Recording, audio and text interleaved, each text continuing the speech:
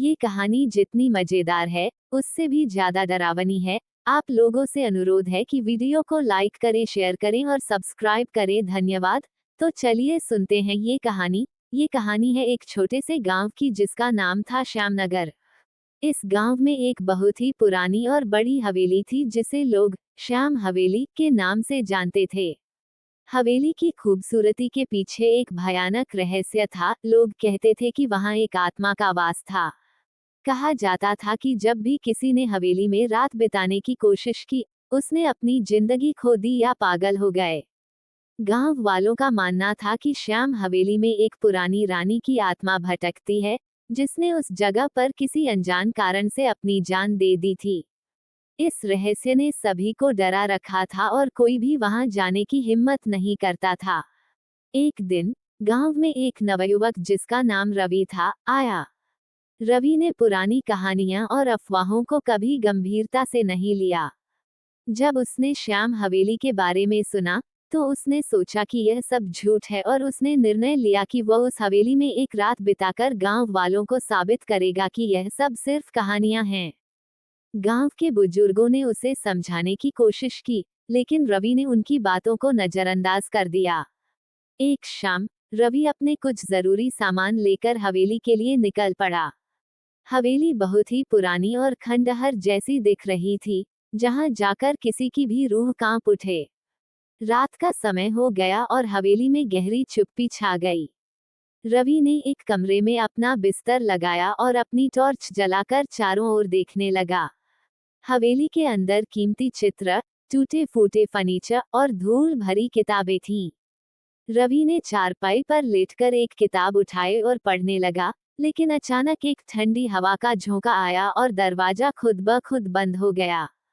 रवि सहम गया, लेकिन उसने खुद को संभाला और किताब पढ़ने लगा। तभी उसे लगा कि कोई उसके पीछे खड़ा है, लेकिन जब उसने मुड़कर देखा तो वहां कोई नहीं था। उसकी दिल की धड़कन तेज हो गई।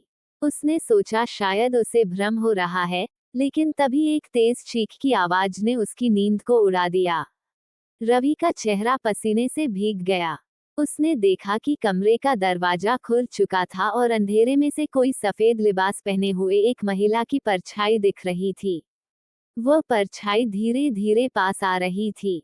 रवि डर के मारे उठकर भागने लगा, लेकिन जैसे ही उसने दरवाजे से बाहर निकलने की कोशिश की, दरवाजा बंद हो गया।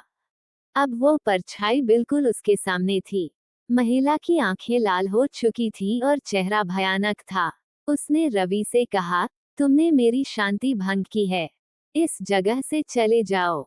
रवि ने हिम्मत जुटाई और कहा, मैं ये जानना चाहता हूँ कि तुम्हारी आत्मा को शांति क्यों नहीं मिल रही। महिला की आत्मा ने आह भरी और बोली, यह मेरी कहानी है। मैं रानी श्यामा हूँ। मेरे पति ने मुझे यहाँ बंद कर दिया था और मैं भूख और प्यास से मर गई थी।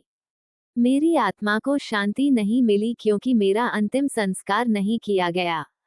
रवि ने वादा किया कि वह उसकी आत्मा को शांति दिलाने के लिए उसका अंतिम संस्कार पूरे विधि विधान से करेगा।